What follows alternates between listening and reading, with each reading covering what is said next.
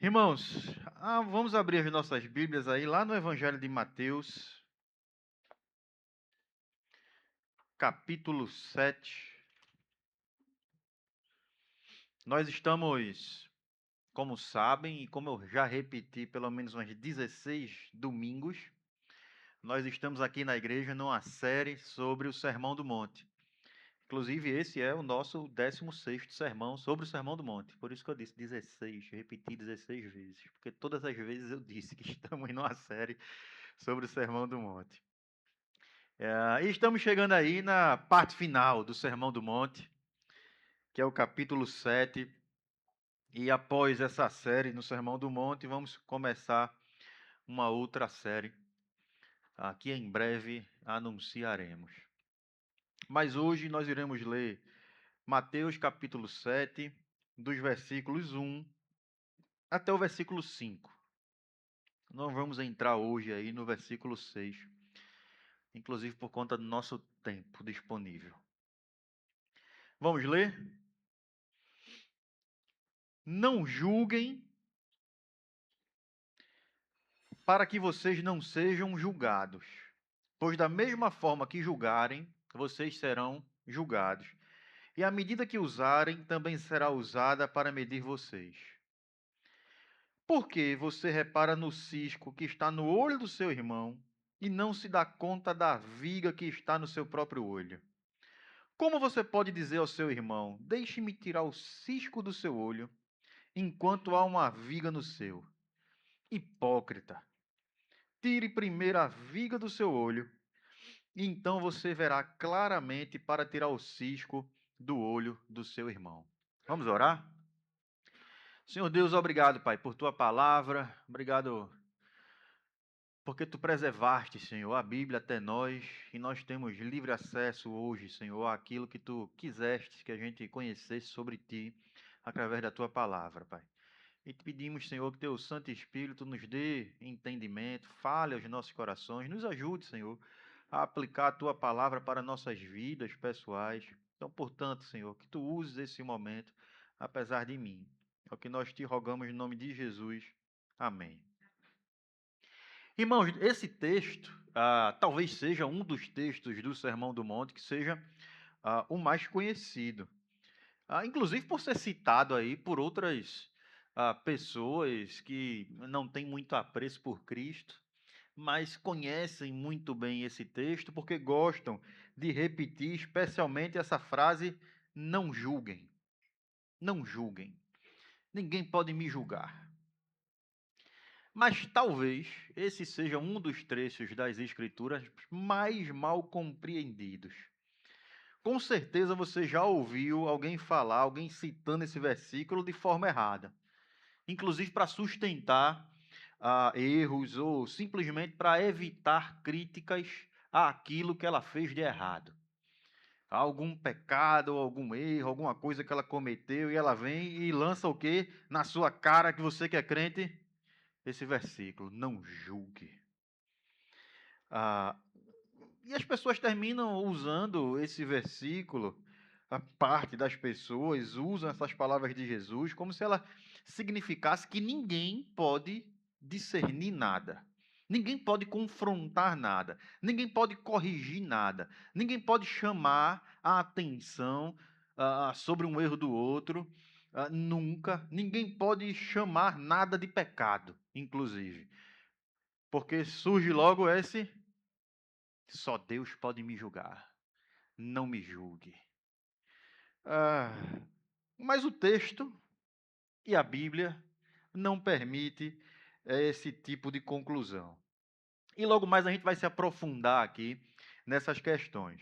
Mas eu posso já deixar claro que Jesus não está nos chamando aqui a uma vida sem discernimento. O próprio Sermão do Monte, que a gente tem caminhado aqui por meses nele, Jesus está no Sermão do Monte o tempo inteiro nos chamando a discernir, a analisar, a verificar, a trazer a palavra como juiz das nossas vidas. Inclusive, na Bíblia, para ser ainda mais claro, Jesus, E até aqui, no próprio Sermão do Monte, ele vai falar da árvore do seu fruto. Mas Jesus, ele, em outros trechos, ele traz advertências, por exemplo, sobre falsos mestres. Estão lembrados disso? Cuidado com os falsos mestres, porque eles são lobos em pele de cordeiro e etc. Provavelmente você lembra aí, ou já ouviu de alguma forma. Como é que eu vou ter cuidado com um falso mestre? Eu preciso, só é possível se eu parar para analisar, discernir, avaliar o que ele está falando, avaliar o comportamento dele. É verdade ou não é? Então eu não posso olhar para esse texto e entender que o que Jesus está fazendo aqui é uma proibição genérica sobre julgamento, sobre discernimento. Mas o que Jesus está fazendo aqui é tratando do lugar que o coração ocupa quando ele percebe o erro do outro. E é uma exortação não contra o julgamento, mas contra o julgamento hipócrita, contra o falso julgamento. E a gente vai descer algumas camadas aqui para entender um pouco mais disso. Mas o que Jesus está fazendo, portanto, é tratando do nosso olhar, tratando da nossa medida em relação aos outros, tratando da régua que a gente coloca para os outros e não coloca para nós mesmos, falando da nossa pressa em concluir coisas sobre o outro, falando da nossa facilidade de enxergar o cisco no olho do irmão, enquanto a gente não se apresenta diante de Deus para tratar a trave que está nos nossos olhos. Então, antes da gente ah, entrar diretamente no texto aqui, me permita trazer também um exemplo ou uma realidade de nossos dias que mostra como essa palavra de Jesus ela continua relevante, necessária, atual. É inevitável aqui, nos nossos dias, o uso de rede social. Talvez uns usem mais, uns usem demais, outros usem menos, mas praticamente todo mundo usa. Poucas são as pessoas que não usam, pouquíssimas são as pessoas que não usam. E rede social hoje se tornou uma forma de ganhar fama, influência, dinheiro, é um negócio também. Problema nenhum com isso, tá?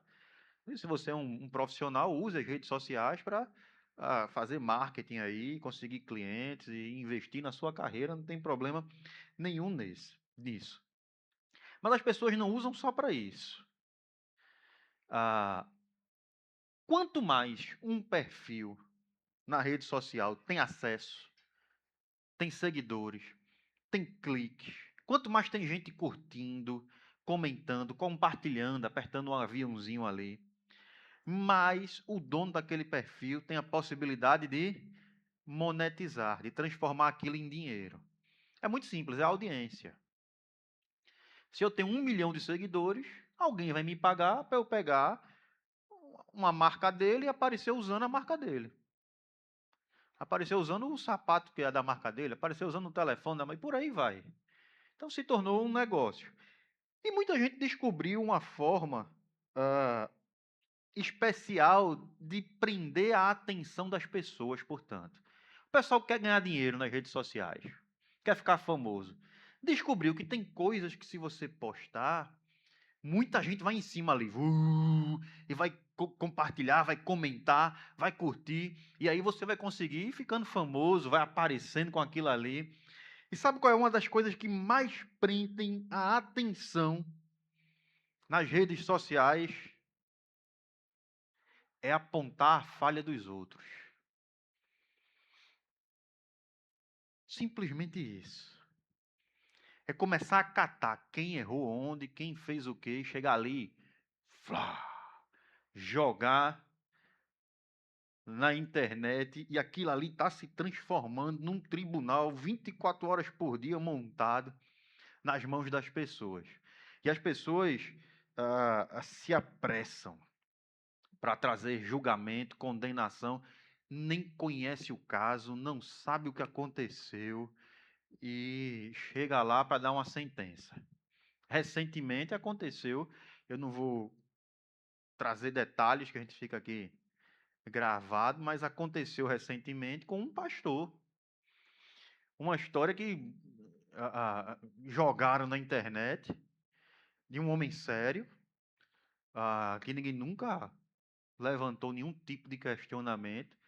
Alguém jogou na internet uma situação e o negócio viralizou num blogzinho que pouquíssimo conhecido, mas o negócio viralizou de um jeito que o dono do blog começou a ficar conhecido por causa disso. Mas sabe o que é interessante? Os comentários. Aí eu fui lá ler. Os comentários eram basicamente as pessoas condenando e tratando do caso como se conhecesse realmente os detalhes do que aconteceu, como se soubesse se é verdade, se não é. E é curioso que essas coisas vão aparecendo aí nas nossas mãos, né? E a gente precisa tomar muito cuidado, porque isso acontece tanto em relação a pessoas, mas também críticas a igrejas, críticas aí.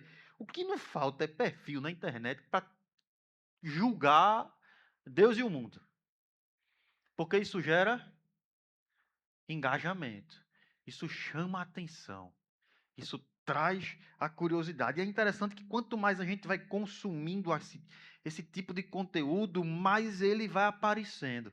E o negócio é feito para funcionar dessa forma. Não sei se você já viu um documentário chamado...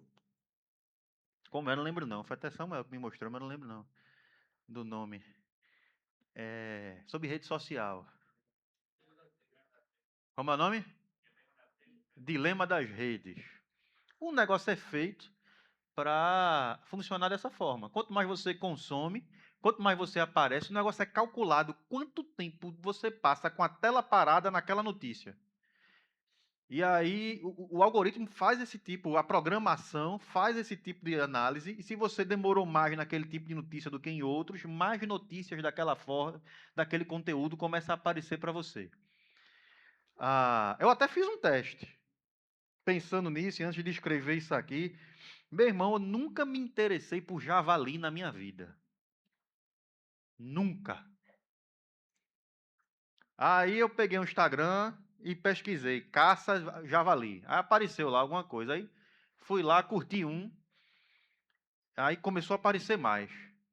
No meu feed, impressionante. Aí toda vez que aparecia uma corrida de javali, eu encaminhava para um primo meu. Puf. Sem dizer nada. Aí aparecia, javali, não sei onde, eu puf, te encaminhava. Javali, não sei o que, eu puf, te encaminhava. Tá cheio de negócio de javali lá na conversa com ele. Mas, meus irmãos, segundo o meu Instagram agora, o Brasil vai se acabar na semana que vem devorado por javalis.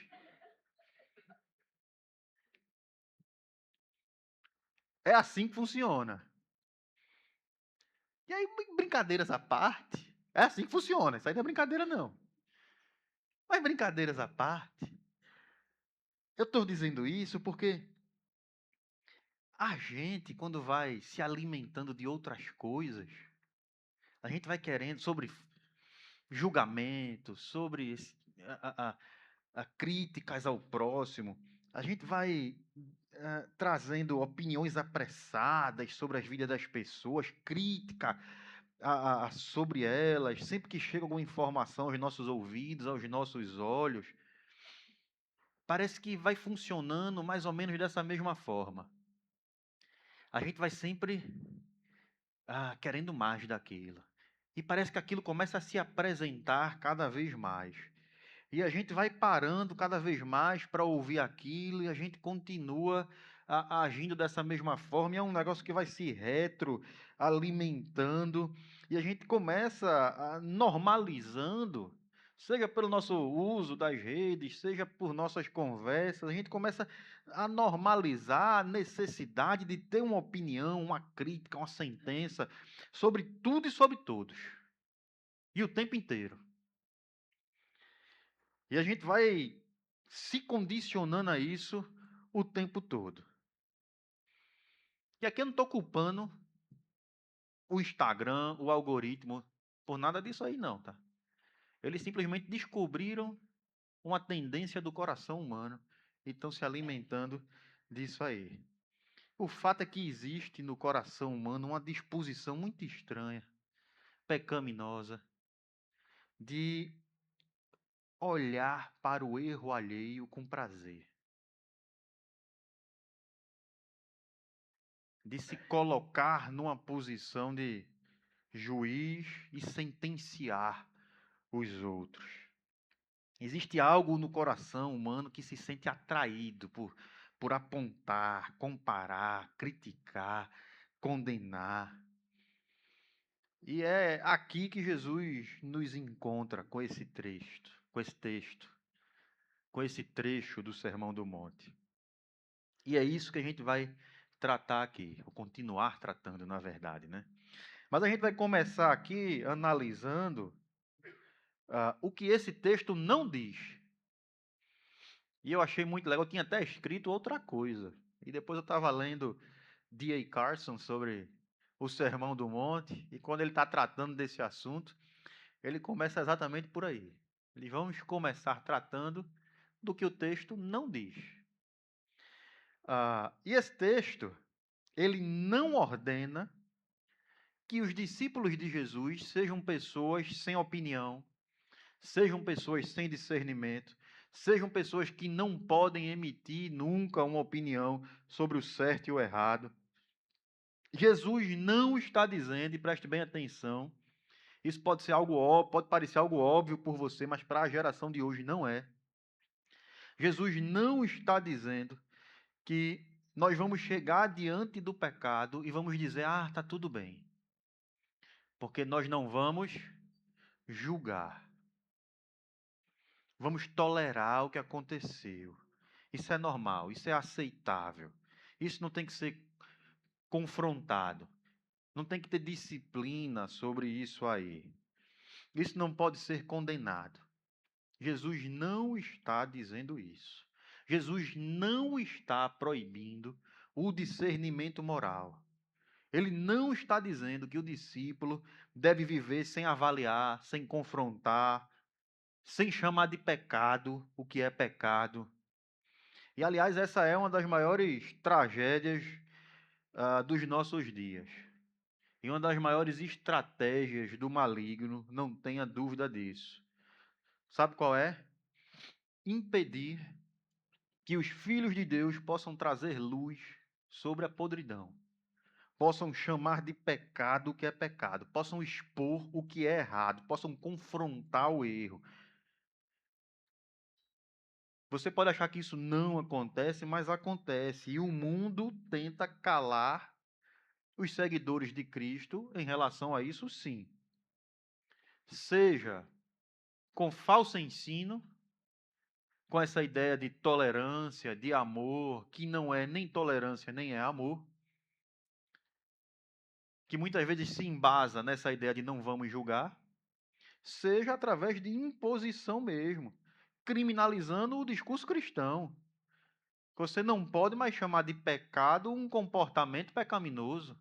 Você não pode mais ensinar a seu filho que algo é errado. Isso tem acontecido. Você termina se calando, ou sendo obrigado a se calar, e vai causando uma ausência de discernimento no meio cristão. E essa ausência de discernimento vai permitindo que o pecado continue se espalhando, continue crescendo, crie raízes profundas na sociedade, no nosso meio, sem poder ser chamado de pecado. Consegue perceber a estratégia do maligno nos nossos dias hoje? E me permita dizer uma realidade. A coisa está muito pior do que o que você imagina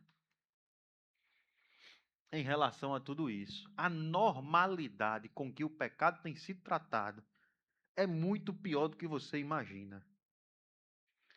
Eu já mencionei aqui, me permitam mencionar de novo, desculpem a repetição, mas estou me dedicando a um novo hobby aí, né?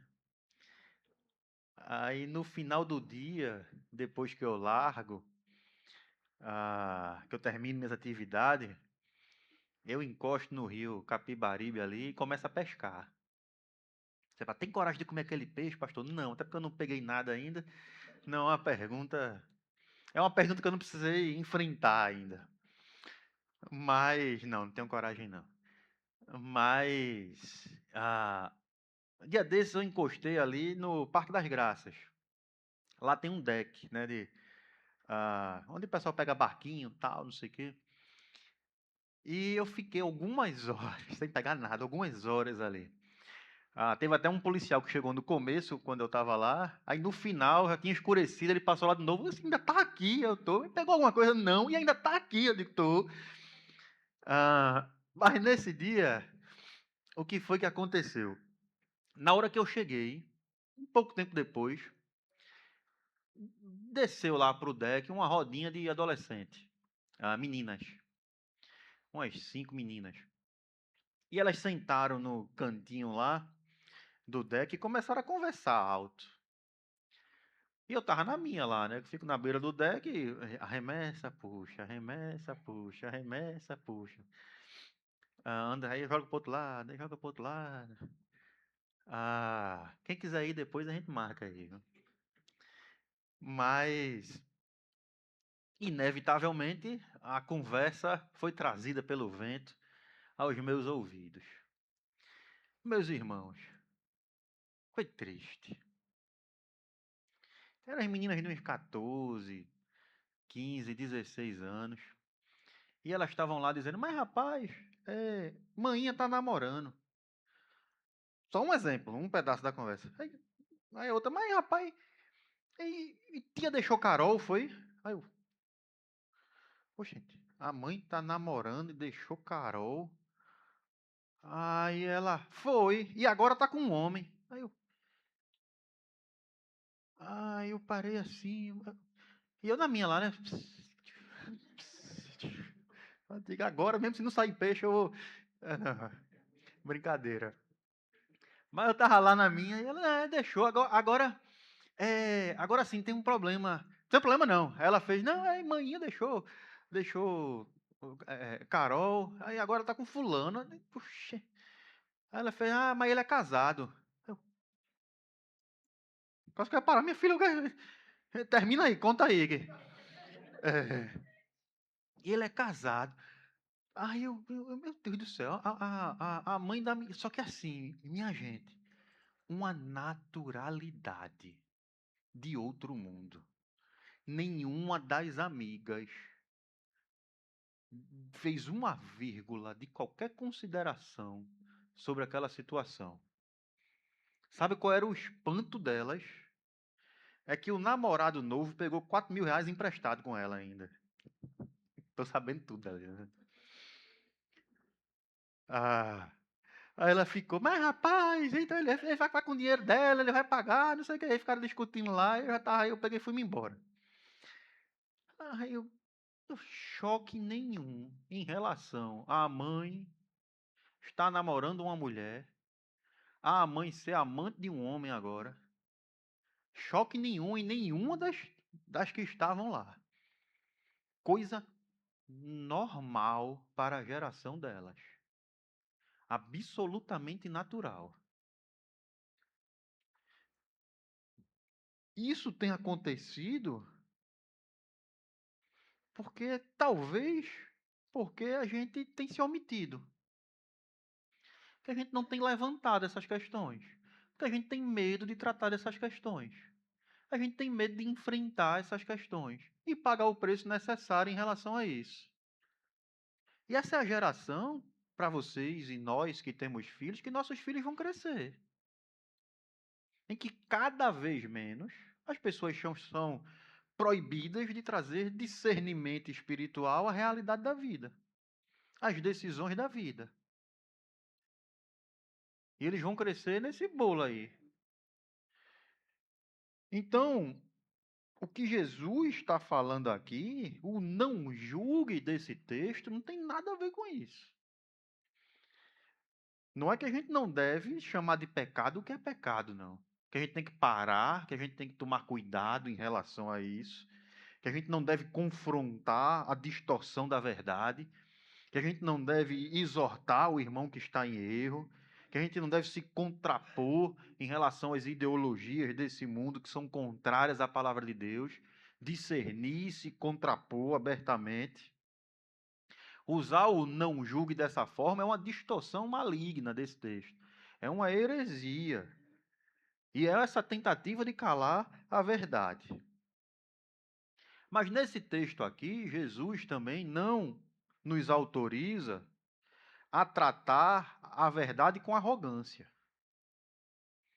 Então, o problema aqui não é não discernir. O problema é julgar com espírito de condenação final. É julgar com arrogância. É olhar para o outro de cima para baixo, assumindo uma posição que não lhe pertence, porque pertence somente a Deus. É enxergar o erro do outro sem temor nenhum na sua vida, se achando superior a ele, se achando melhor do que ele. É olhar para o outro sem desejo de restauração do outro, como se a gente também não dependesse do mesmo perdão, da mesma graça, do mesmo cuidado do Senhor, para que a gente permaneça de pé. E partindo para o segundo ponto aqui, meus irmãos, depois de Jesus nos alertar sobre essas questões, sobre julgamento soberbo, inclusive, ele usa uma imagem muito forte aqui no texto. Aí é que ele vem com essa imagem tão conhecida. Por que você repara no cisco que está no olho do seu irmão e não se dá conta da viga, da tora de madeira que está no seu próprio olho? Como é que você pode dizer ao seu irmão, olha, deixa eu tirar aqui o cisco que está no seu olho, enquanto tem uma viga no seu? Hipócrita. Tire primeiro a viga do seu olho e então você verá claramente para tirar o cisco do olho do outro. Irmão, Jesus está falando de alguém aqui que percebe o cisco no olho do irmão, mas não percebe a trave que está no próprio olho. Eu não sei se a ideia de cisco é muito clara para vocês, mas acho que todo mundo já caiu um cisco no olho, né? Eu não sei definir o que é cisco. Se alguém souber, defina aí. Mas em algum momento todo mundo já fez, tem um cisco no meu olho. Aquela coisinha que está ali incomodando que você não consegue nem muitas vezes ver. Você olha no espelho, parece que não tem nada. Aí você joga ali um colírio, pisca e tal, aí sai. Você sabe que saiu aquela impureza pequenininha que estava ali arranhando o seu olho. Então Jesus pega uma imagem exagerada aqui e faz isso de propósito, né? Ele pega um homem com um pedaço de madeira no olho, querendo ajudar o outro que tem somente um cisco. E Jesus quer que essa cena pareça realmente absurda, porque ela é absurda. Mas observe o seguinte: Jesus não diz que o cisco não existe. O cisco realmente está lá. O irmão tem, de fato, um cisco. Tem algo ali que precisa ser tratado. Então, o ponto de Jesus não é negar o cisco. O ponto de Jesus não é ignorar o cisco. O ponto de Jesus não é negar o erro do irmão. O ponto de Jesus é mostrar como é que a gente pode ficar tão concentrado no erro do outro que a gente deixa de enxergar aquilo que precisa ser tratado em nós. E essa é a pergunta que Jesus está fazendo. Como é que você repara no cisco que está no irmão do seu olho? Desculpa, no olho do seu irmão. Está no olho do seu irmão. E não repara no seu erro, no seu próprio olho. Na trave. E aqui outra coisa interessante. Essa pessoa que está com a trave, ela não se dá conta disso. Notou no texto? Jesus não está falando somente que a pessoa tem uma trave. Está falando de alguém que não se dá conta da trave. Que não percebe. Parece não perceber que a trave está ali. E aí é o outro perigo desse julgamento orgulhoso, desse julgamento hipócrita, desse julgamento cheio de si. Porque o orgulho tem essa capacidade, ele nos torna muito atentos aos pequenos erros dos outros, os pecados dos outros, e muito distraídos em relação aos nossos. Ele nos dá uma sensibilidade enorme para perceber tudo que precisa mudar no mundo. O que é que precisa mudar nos outros? O que é que precisa mudar na igreja? O que é que precisa mudar no cônjuge? O que é que precisa mudar no pastor? O que é que precisa ajudar nos amigos? O que é que tem que mudar? Faz uma lista de pessoas e seus erros aí, tudo que precisa ser modificado na vida delas. Mas a pessoa não consegue perceber e é resistente a perceber, é cega em relação aos próprios erros, em relação àquilo que precisa ser tratado nelas. E esse é o problema aqui, que Jesus está tratando. Que a pessoa não vê a trave, ela está lá, mas ela não consegue perceber. E é por isso que Jesus vira para essa pessoa que está apontando o erro do outro, mas não consegue confessar o seu, e chama ela de hipócrita. A pessoa não é hipócrita porque percebeu o erro do outro, não. Mas porque ela percebeu o cisco sem tratar a trave.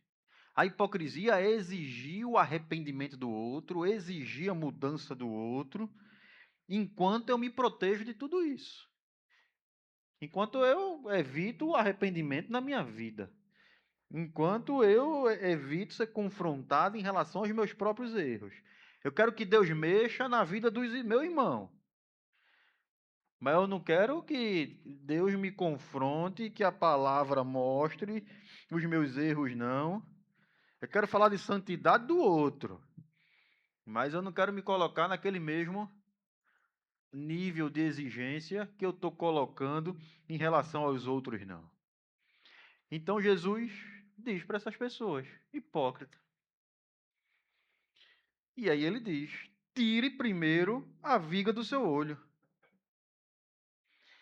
E esse tirar primeiro a viga do olho, a atitude que Jesus mostra que a pessoa precisa fazer, não termina aí, tá? Jesus diz, tire a trave do olho, a viga do olho, e aí vá ajudar alguém. Vá ajudar o irmão que tem um cisco. Notou isso também? O cisco não está lá não, não ficou lá não. Jesus não disse, você não pode ajudar o irmão a tratar do cisco. Ele diz, tira a trave, e agora você pode ir. Agora sim. Jesus não está dizendo aqui também que só pessoas perfeitas podem ajudar os outros, não. É gente que tem trave nos olhos, mas que trata isso diante do Senhor. E depois de tratado, pode ir socorrer as demais pessoas. Porque se não fosse assim, ninguém poderia corrigir ninguém. Nenhum pai podia corrigir um filho. Nenhum pastor pregaria. Nenhum irmão exortaria outro irmão. O que Jesus está exigindo de nós aqui é humildade.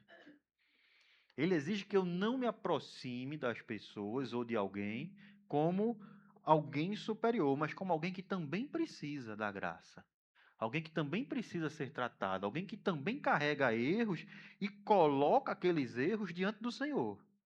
Então, antes do cisco, a trave. Antes de olhar para o irmão, eu preciso me apresentar diante de Deus. Antes de dizer, Senhor, trata fulano, eu preciso, Senhor, trata o que há em mim de errado.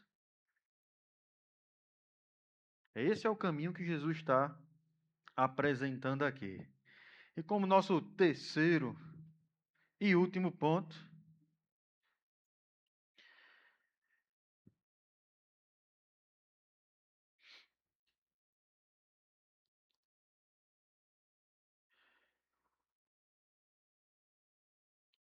eu queria trazer uma ênfase aqui ao que Jesus fala ainda nesse trecho de tire primeiro a viga do seu olho e então você verá claramente para tirar o cisco do olho do seu irmão. Esse então é muito importante. Jesus, ele está dizendo que depois da trave tratada, e aqui eu repito, ainda existe um irmão com cisco no olho.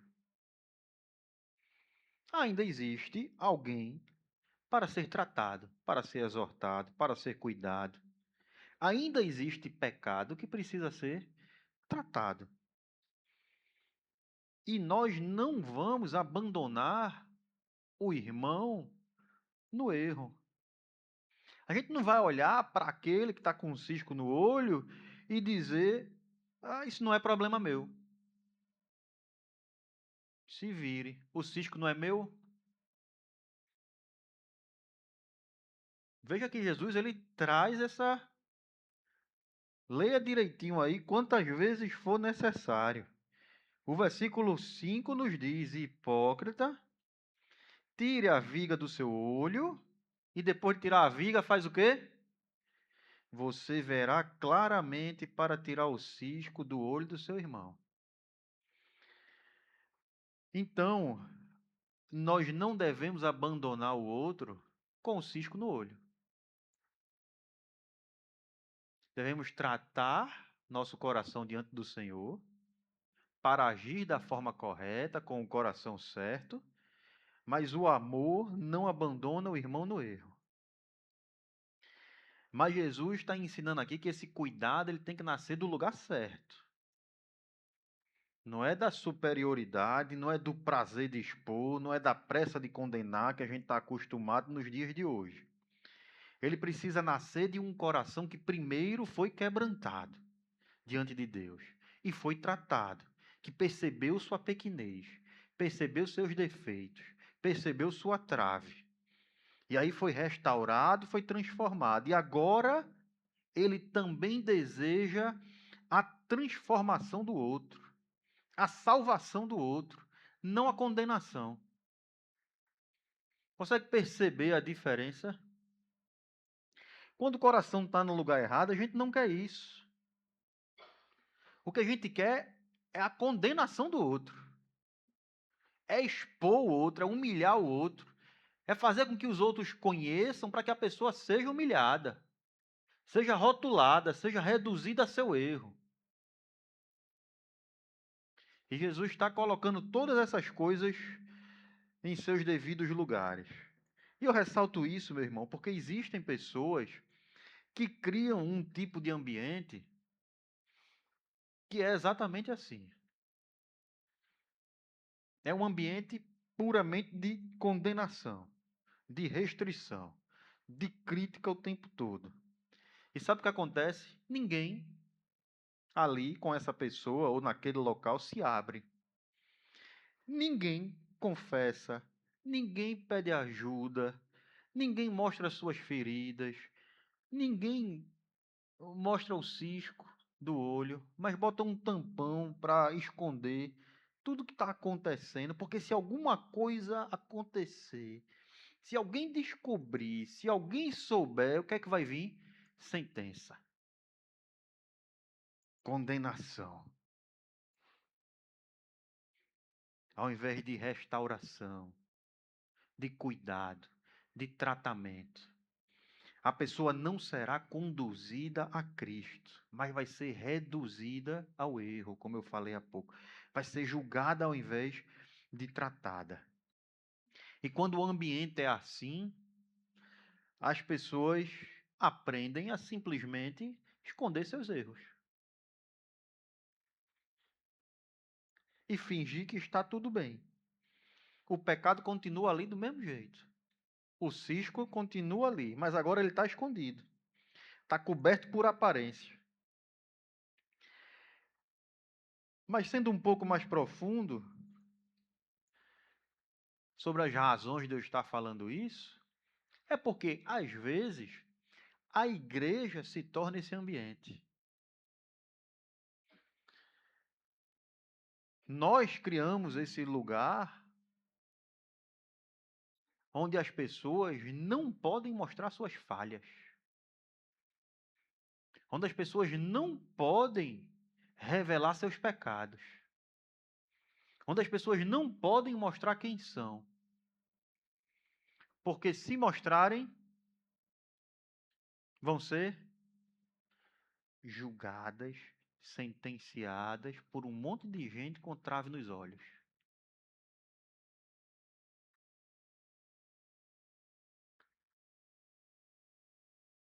Mas consegue perceber o equilíbrio das coisas aqui? Eu me lembro, quando eu estou tratando desse assunto, muito claramente, daquela cena lá de João 8, que é a mulher pega em adultério. Quem lembra dessa cena? Me permita ler, que é muito pequeno. João 8 nos diz assim: Jesus, porém, foi para o Monte das Oliveiras.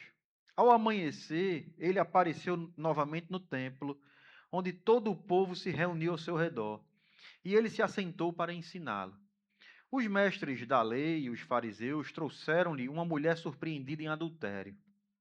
Fizeram-no ficar em pé diante de Jesus e disseram a Jesus: Mestre, esta mulher foi surpreendida em ato de adultério. Na lei, Moisés nos ordena apedrejar tais mulheres. O que o Senhor nos diz? Eles estavam usando essa pergunta como uma armadilha, a fim de terem uma base para acusá-lo. Mas Jesus inclinou-se e começou a escrever no chão com o dedo. Visto que continuavam a interrogá-lo, ele se levantou e lhes disse: Se algum de vocês estiver sem pecado, seja o primeiro a atirar a pedra nela. Inclinou-se novamente e continuou a escrever no chão. Os que ouviram foram saindo, um de cada vez, começando pelos mais velhos. Jesus ficou só com a mulher em pé diante dele. Então a mulher pôs-se em pé e perguntou-lhe.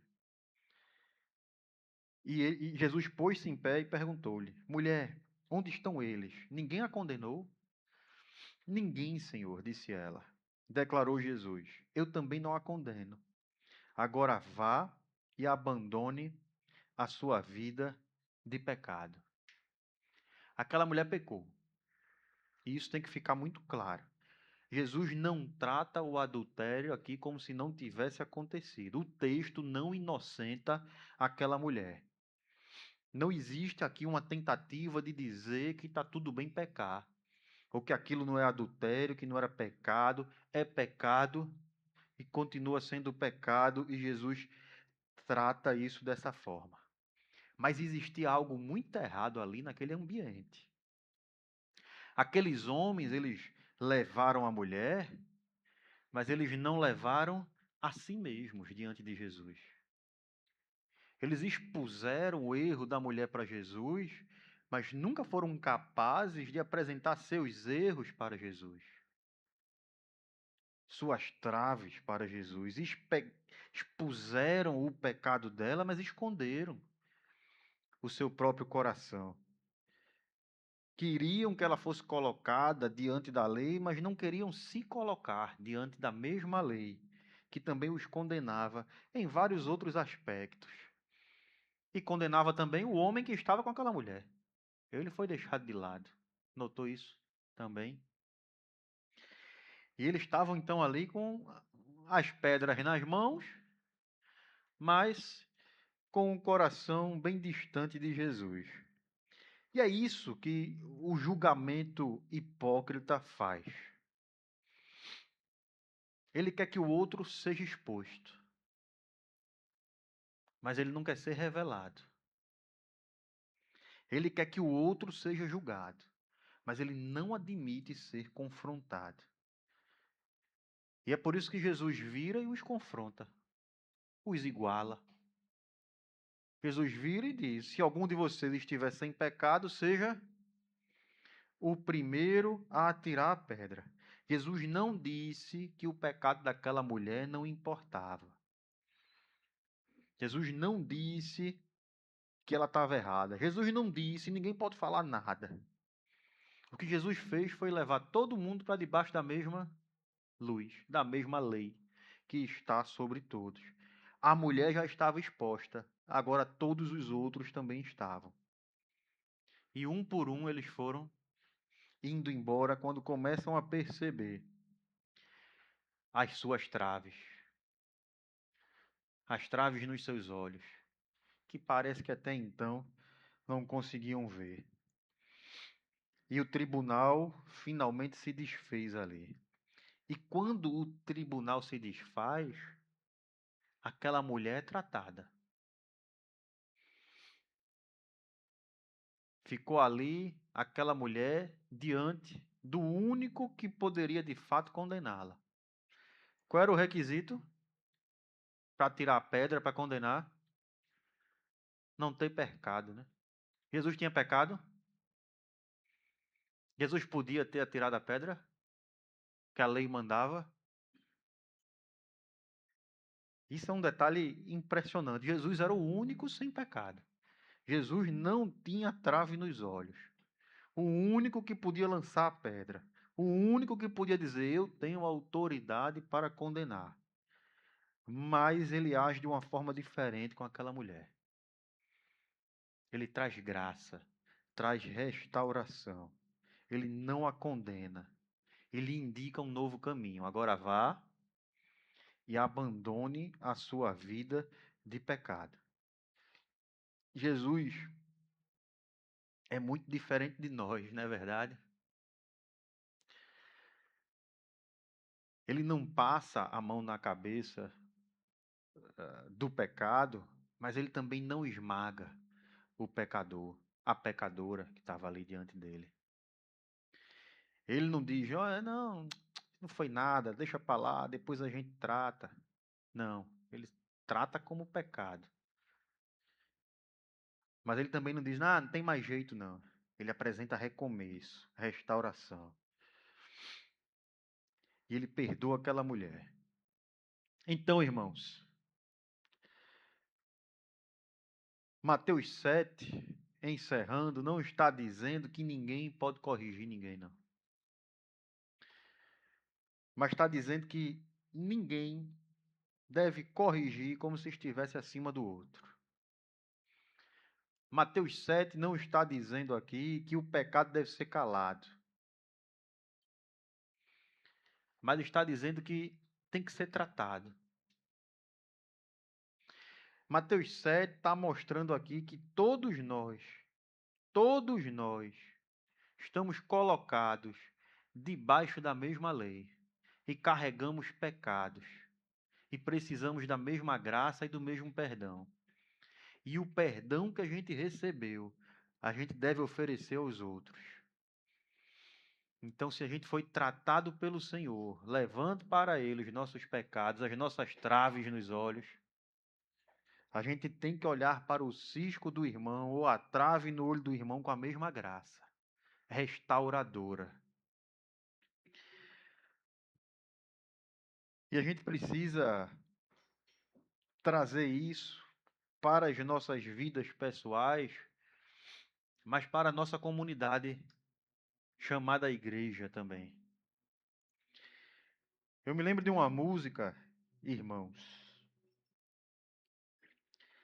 do grupo Casting Crowns, chamada Stained Glass Masquerade, que numa tradução aqui, a música diz, eu acho que eu já citei ela aqui e cito novamente. É sobre esse ambiente de hipocrisia que às vezes a gente cria. Como se a gente não errasse, como se só os outros tivessem ciscos nos olhos.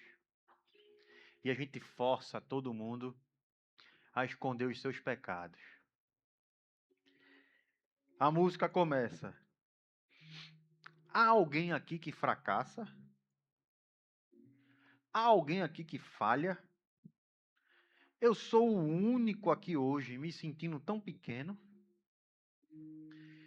Porque quando eu dou uma olhada em volta, todo mundo parece tão forte. E logo vocês vão descobrir que eu não pertenço a vocês. Eu não pertenço a esse lugar. Então eu escondo tudo, como se tudo estivesse muito bem. E se eu fizer vocês acreditarem nisso, talvez eu acredite também.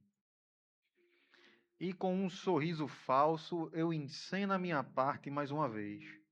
Assim todos vão me ver do jeito que eu vejo vocês. Há alguém que se sente assim?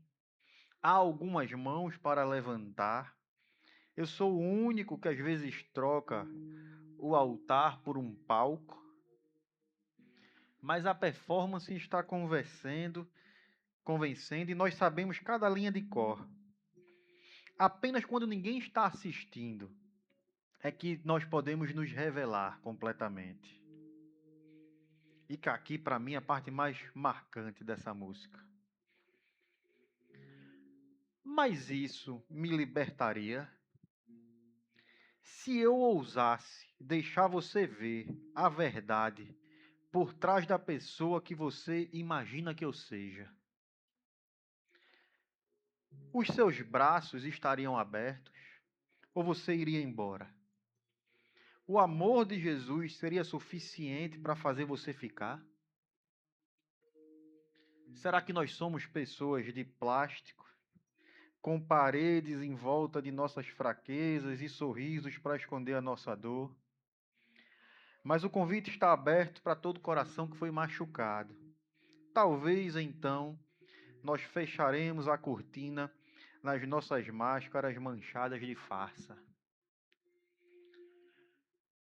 É uma letra bem marcante, mas totalmente apropriada a esse tema.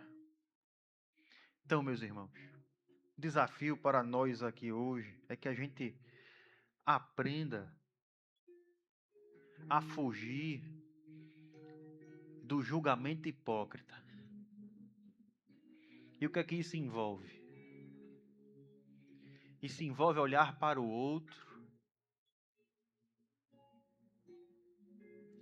sem o desejo de simplesmente levantar as suas falhas para expor aquela pessoa. Isso envolve querer ser tratado diante do Senhor antes de se colocar para tratar os outros. Isso envolve reconhecer as próprias falhas diante de Deus, para então poder ajudar os outros em suas falhas.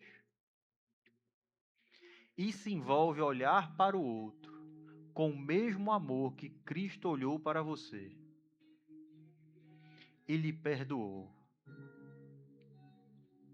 Isso envolve olhar para a queda do outro sem aquele prazer mórbido, sórdido, mas olhar a queda do outro com tristeza, com dor e desejar a restauração daquela pessoa.